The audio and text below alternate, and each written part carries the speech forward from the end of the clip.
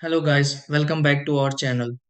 Getting a new phone is exciting, but one thing that can slow everything down is figuring out how to move your Verizon service over without losing access to calls, messages, or mobile data. Some people switch devices because of an upgrade, while others are replacing an older phone and simply want everything working again as quickly as possible. Depending on whether your new phone uses an eSIM or physical SIM, the setup may look a little different, which is why many users feel unsure about where to begin.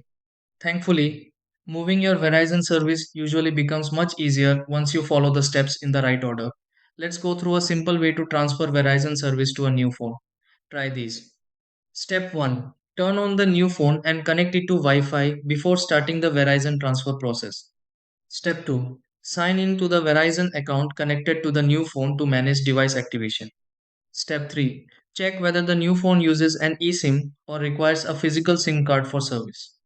Step 4. Follow the activation steps shown for the new phone to move the Verizon number successfully. Step 5.